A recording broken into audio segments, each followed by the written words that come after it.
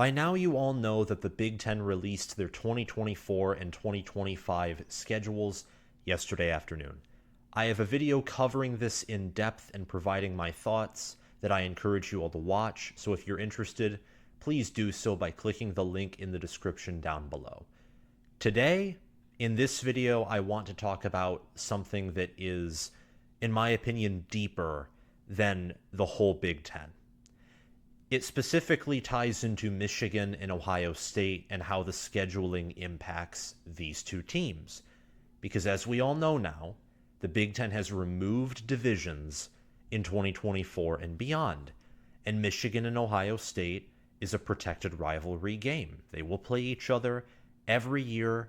Most likely, they will still play each other on the final game of the regular season.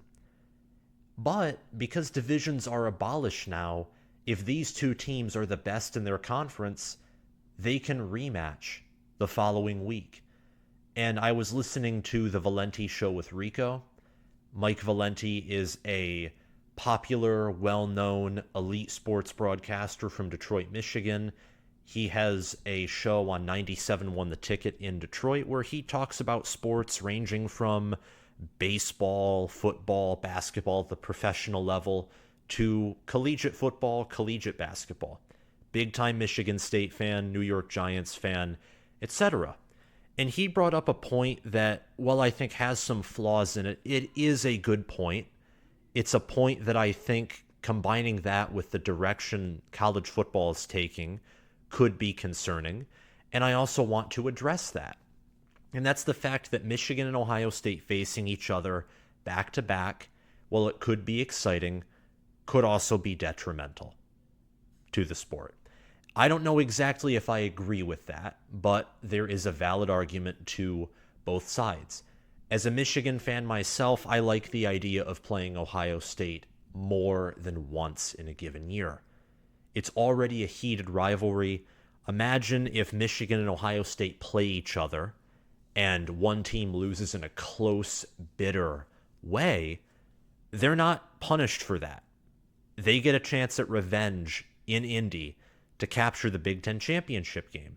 And with the expanded playoff, and we even saw this in 2022, even with a smaller playoff field, there is still a chance for revenge and a chance to still win the national title without capturing the Big Ten championship. And all these different ways that the season can play out. There's more variability, and I like that. I don't think that will exactly result in more parity. If you've paid attention to the blue chip ratio and how that's progressed amongst teams over the past few seasons and decades, and college football recruiting, it's becoming clearer and clearer that the top of college football is separating itself from the rest of the pack. And in the case of the Big Ten, that's also been a similar story. Michigan over the past two seasons, for reasons that we will never exactly know, came out of nowhere in 2021, and in 2022 they looked like a team that could win it all. Ohio State, as we know it, has been a team that has had the potential to win the national championship every year since the early days of Jim Tressel, minus the dreaded 2011 season for the Ohio State Buckeyes, where interim coach Luke Fickell led them to a 6-7 record. Regardless, these two teams are currently at the top of the Big Ten. Penn State is close, but Penn State has to prove that they can go on the road and beat either of these teams. James Franklin has not beaten Ohio State or Michigan on the road, not in a full capacity stadium. He beat Michigan on the road in 2020, but in an empty stadium. He has to prove that he can do that. And Penn State has also not beaten Ohio State at home under James Franklin except for 2016, which was off of a blocked kick. So Penn State is close, but they have to prove themselves. And with their easy schedule in 2024 and a highly talented roster that will be on campus in 2023, 2024, and potentially beyond with the way they have been recruiting, they more than likely have a chance, and I think they will more than likely, either with the new 12-team playoff format, win a playoff game, get 11 wins in the Big 12 schedule starting in 2024. Who knows? I think Penn State's in a good position. And there are other Big Ten programs who've proven they can done it before. Michigan State, Wisconsin, Nebraska was dominant before joining the Big Ten in the 90s and before. Minnesota under P.J. Fleck has looked competent. Iowa under Kirk Ferentz has done it. Brett Bielema did it with Wisconsin. Maybe he can do it with Illinois. But the Ohio State Buckeyes and Michigan Wolverines are at the top. They currently have the two best recruiting classes in the 2024 cycle. Both were some of the better users of the transfer portal in the Big Ten and picked up some of the transfer portal's best recruits compared to the rest of the Big Ten, who often got more recruits per class, but they were lower quality than what the Buckeyes and Wolverines were able to snag. And both of these coaches are unanimously top 10 or top 8, and they're consensus top 5 or top 6, with Jim Harbaugh being around that top 4 spot and Ryan Day just looking from the outside in at number 5 or 6 in most head coach rankings. So these schools, they're the head of the conference. They make the conference the most money, give it the most entertainment value. Their rivalry game is incredible.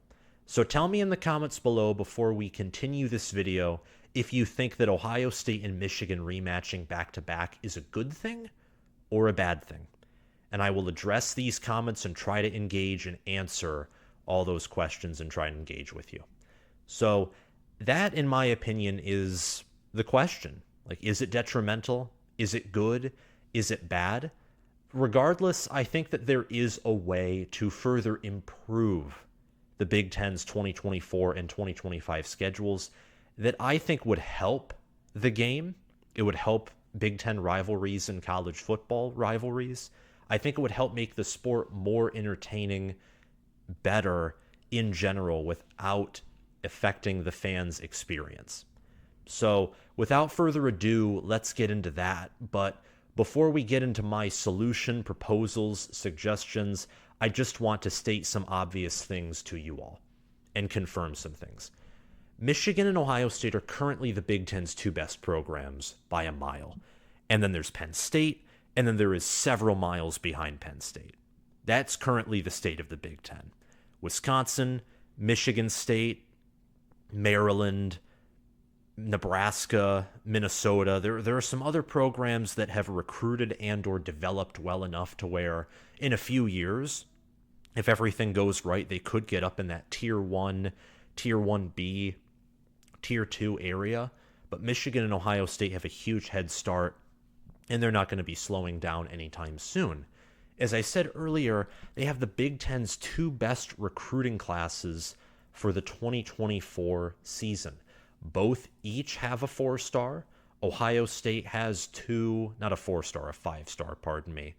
Michigan has a 5-star quarterback in Jaden Davis, and they have 4 stars Brady Prieskorn, Jordan Marshall, Andrew Sprague, Blake Fraser, Jacob Oden, Hogan Hansen, Mason Curtis, Gerard Smith, Luke Hamilton, and Ted Hammond.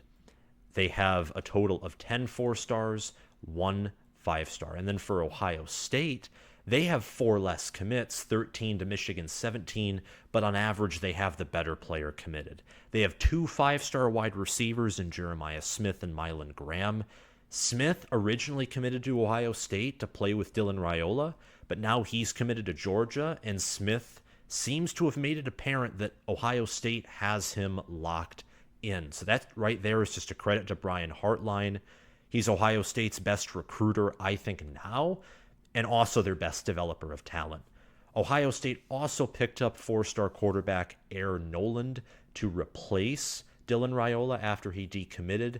That's a 4-star, highly ranked in Air Noland. There are also 4-star commits James Peoples, Ian Moore, Garrett Stover, Peyton Pierce, Max LeBlanc, Jordan Lyle, Deontay Armstrong, and Devontae Armstrong. Those are 9 4-stars and 2 5-stars for Ohio State. Penn State, as I've mentioned before, is trailing. They have 17 commits, 9 4-stars, 8 3-stars.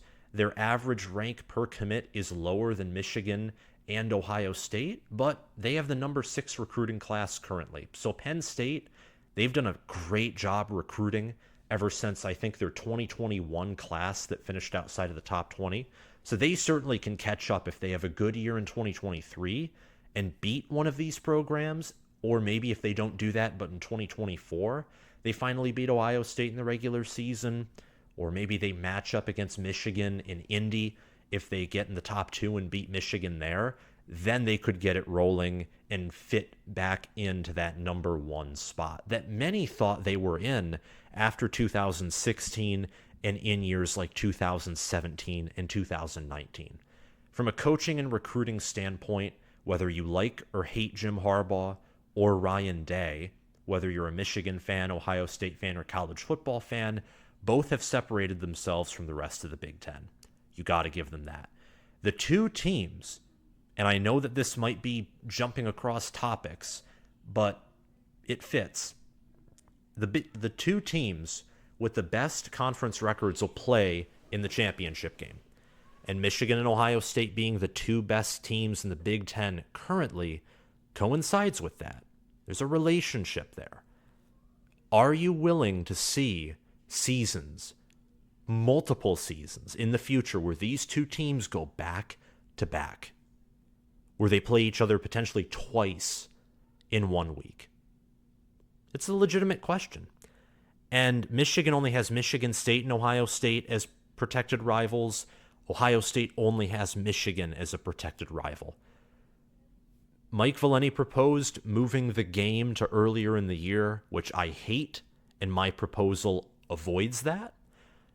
I also think that not in a perfect world, but in a world where college football thrives and it doesn't turn into the minor NFL league, which I think there's a good possibility that it avoids that, but you also got to look at the realistic side, the pessimistic side, and TV deals currently dominate the sport.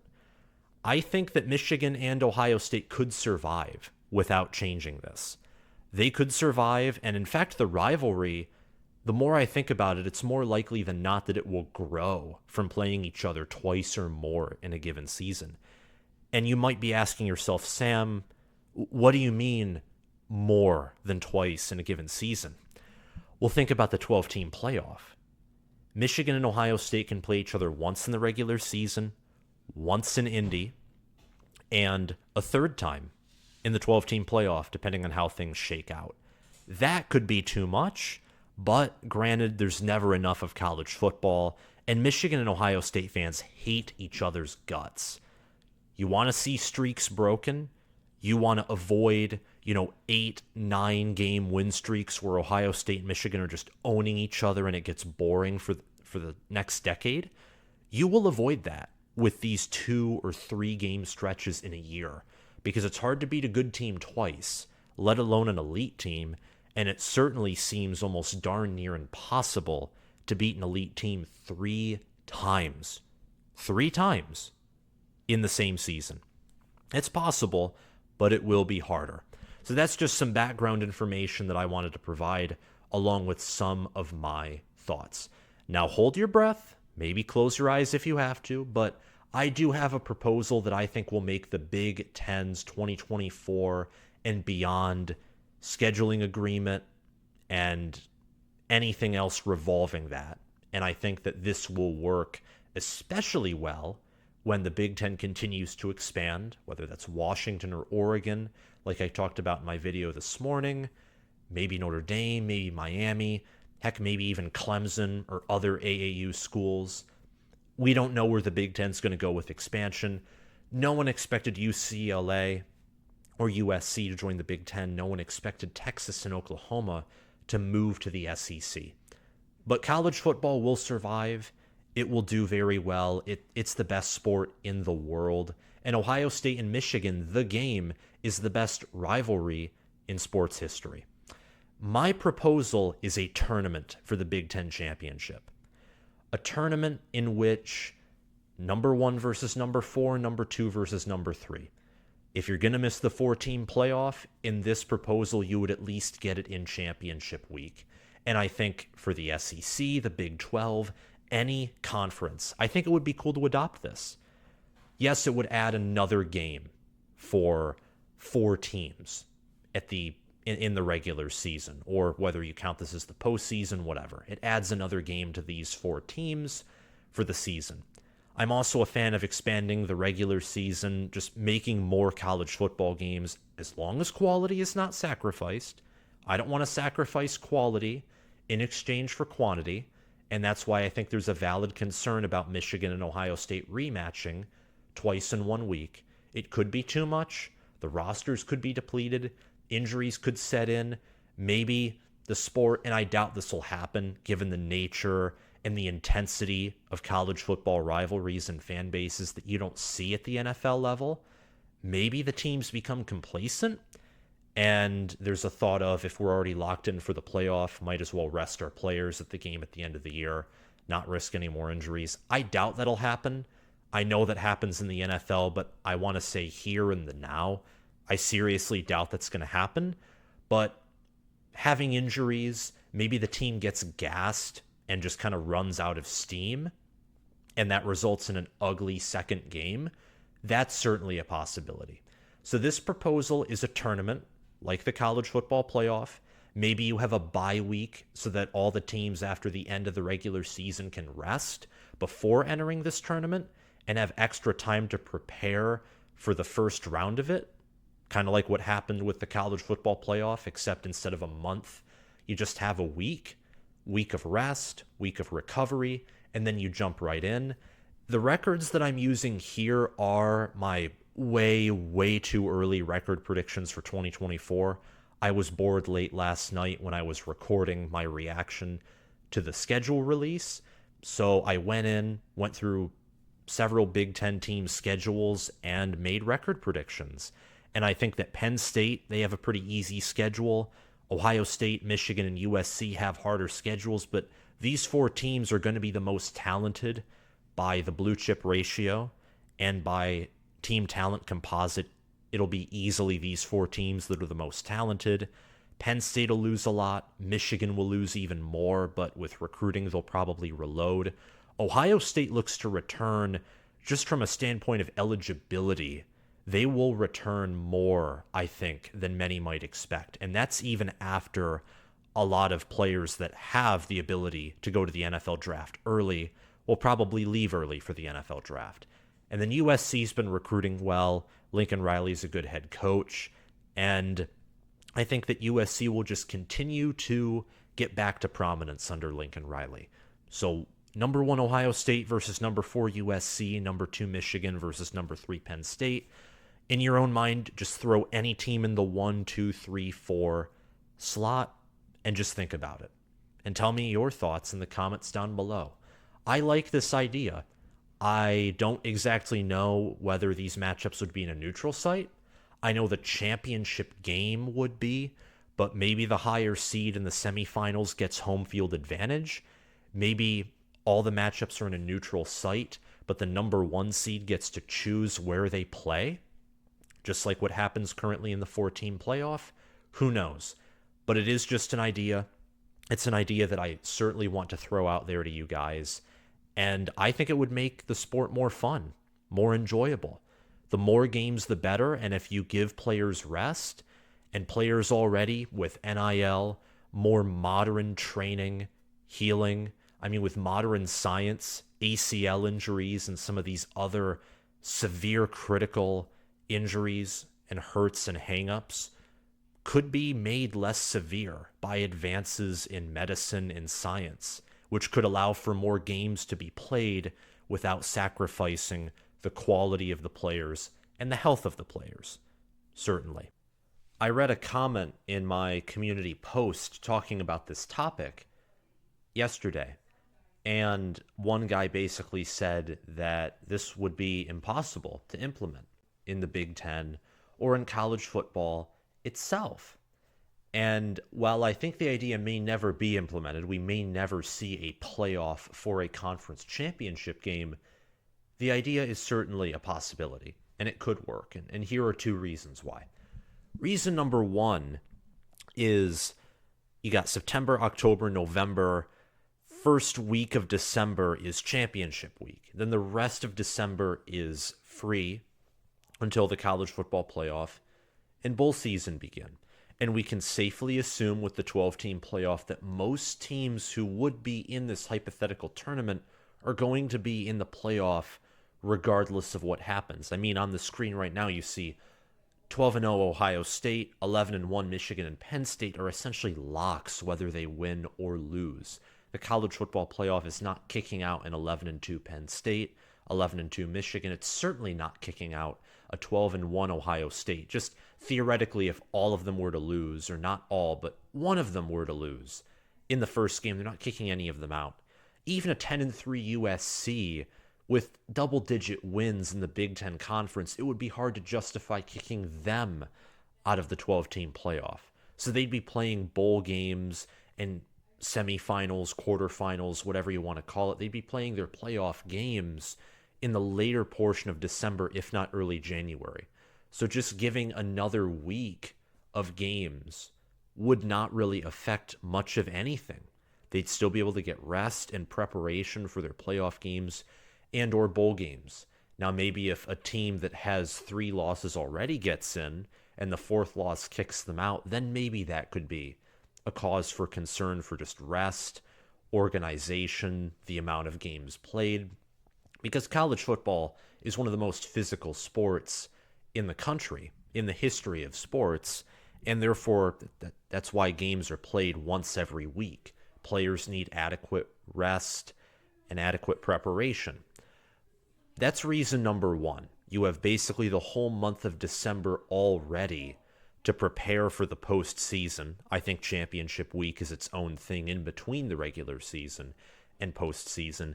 Adding another week on, I don't think will hurt, especially since the college football playoff is already adding on weeks because it's going from 4 teams to 12, and it's going to be running into late January now. So I think that's reason number one. Reason number two is the NFL already does this. Now, it's not in the same way, but the Super Bowl, technically, is a matchup between the AFC champion and the NFC champion. You have playoffs for the champions of the 2 different conferences, quote unquote, who then meet for the national champion, the Super Bowl champion, the NFL championship. And I think that while that is sort of a stretch because the NFL and college football in regards to the playoffs are totally different, and even with the 12-team playoff, though with the home field advantage rules and stuff, it will be more NFL-esque, the sports are still very different. And that's even including the rule change where the clock is going to run after first downs and not be reset unless it's inside 2 minutes of the second quarter or fourth quarter. There's still a whole lot of differences, so I get that the second point could be a little bit of a reach, but the NFL does it to a certain degree in a unique way, and you have that whole chunk of December. And as I mentioned just a few minutes ago, with advances in modern medicine, physical therapy, training, more games can be played without sacrificing the quality of the players or quality of the team. And teams who are going to be playing in these tournaments and in the college football playoff, for the most part, are going to be deep enough to where if injuries occur, they still can achieve all the goals that are in front of them. So let me know what you think of this proposal down in the comments below. I would love to see it be put in action. Other ideas that I do have are as follows. These are just personal suggestions. I think that the conference could mandate 1, 2, or 3 protected rivals to every Big Ten team. And by mandate only 1, 2, or 3, I mean across the board. Not do where Iowa has 3, Penn State has none, Michigan has 2, Ohio State has 1. Make it all set in stone. And of course, you can change it over the years. Teams can negotiate and so on and so forth. But 3 protected rivals for one team, 0 for the other. I think that eventually that could create potentially some maybe imbalance. Not trying to make everything balanced because that's unreasonable, but I'm talking about unbalances or imbalances that are obvious and can be fixed. Like Penn State not having any annual opponent versus Iowa having 3 is quite a big difference. Now, it isn't the biggest thing in the world. I'm not even complaining. I like that divisions have been removed. Another thing about divisions being removed, though, a reason for a tournament is if you're Iowa and let's say you avoid playing Penn State, Michigan, and Ohio State, you avoid playing the three biggest teams and you go undefeated and you're the 2 seed and you get in over a team that would in theory be the 3 seed. Maybe you're 9-0 in conference and they're 8-1, but they played a much tougher schedule and they're obviously the better team. What a tournament will do is it will more so guarantee that you get the 2 best teams in the championship, in the Big Ten championship. Because if a team, let's say, goes on a Cinderella run, or they have the easiest schedule and they're not a great team, but they take advantage of that schedule, then they have another test in front of them. And it's the test of the second, third, fourth, first best team in the conference. I think the Big Ten could also mandate 10 conference games to have a better strength of schedule. And better strength of schedule, I know that's kind of something that can change.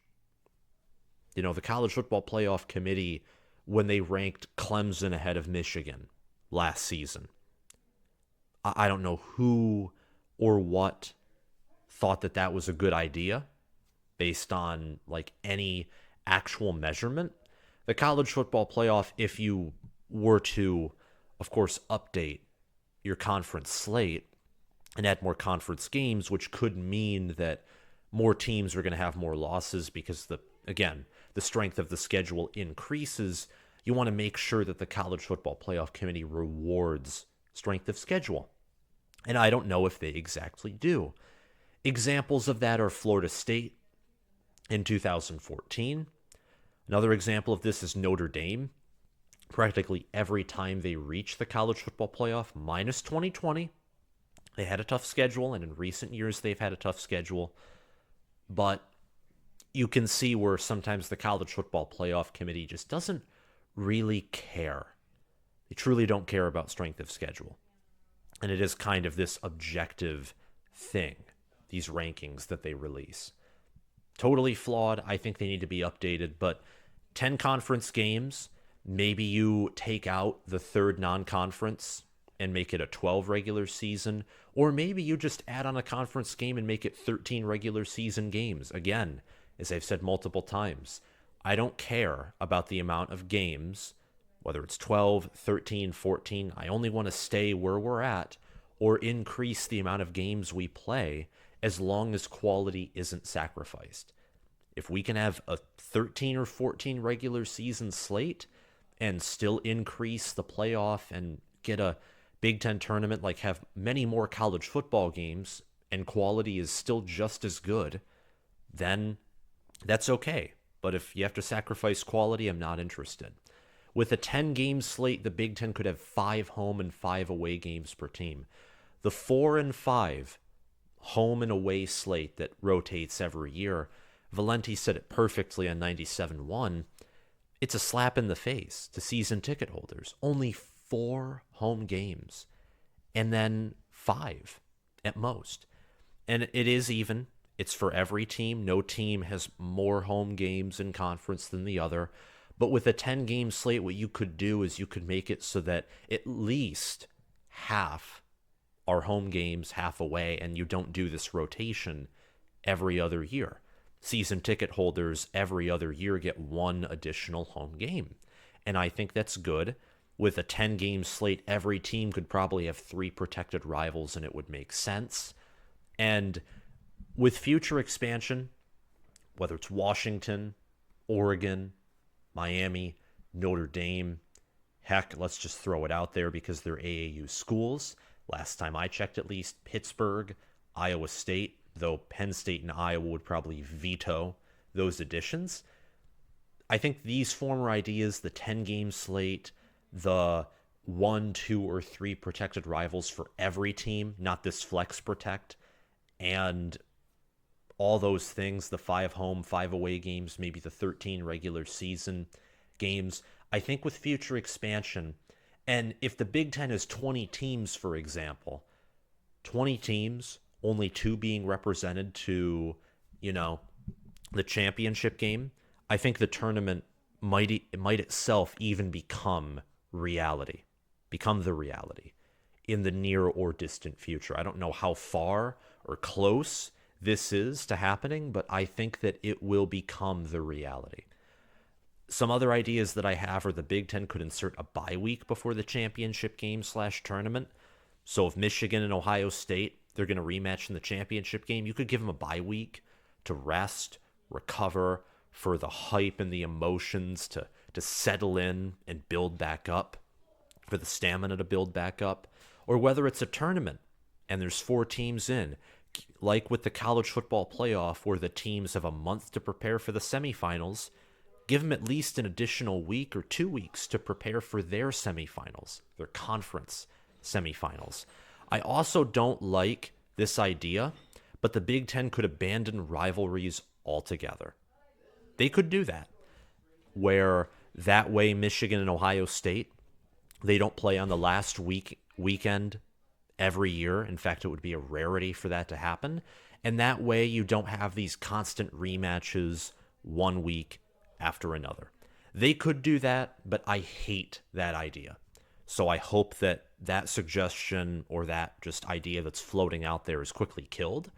And I hope that the 1, 2, or 3 protected rivals for every team, the 10-game conference slate with 5 home, 5 away, the bye week is something that I think is optional. I think the tournament already eliminates, for the most part, the potential of an early rematch. And also, the tournament, in theory, prevents the number 1 and number 2 team from playing each other immediately. Though, of course, who wins the tournament will figure that out by itself in the end.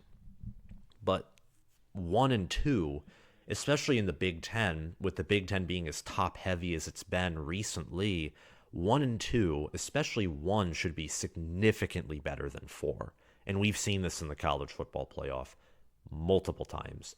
And 2, to a certain degree, if the Big 2, Little 12, soon to be Little 14 trend continues, though I think Penn State and maybe some other programs, USC, could say something about that, 2 could also be significantly better than 3. So some years 1 and 2 might have warm-ups against 3 and 4 where they can rest a little and where they can still plan for meeting that other team. And then they meet that other team. They meet 1 and 2 face off, and it's a really great game. I'm just in favor of more college football. The more college football there is, the better. So those are just some of my ideas. My suggestion for the tournament. Let me know what you think about that in the comments down below. I would love to see that, a 4-team playoff for winning the conference, and then you go off to the national playoffs, which currently is 12-team. I personally think that a 16-team or 8-team playoff is better because I don't like that the first 4 teams get a bye. Not necessarily because it's unfair or it gives them extra preparation, but because I think the top 4 teams, if anything, are the teams most deserving of home field advantage. And it sounds like only 5 through 8 get that advantage, get that opportunity. And I think that 1 through 4 especially, I think it's a rewarding thing to say, hey, you get to host a playoff game against an opposing team. I think that's a reward that especially the 1 through 4 should get. But it is playoff expansion. I'm excited to see it, and thank you guys for watching this video. If you liked it, hit the like button, hit the subscribe button, hit the notification bell so you can get notified about conference expansion, about Big Ten, SEC, Pac-12, college football all around. Thank you guys for watching College Football with Sam, and I'll see you soon. Bye-bye.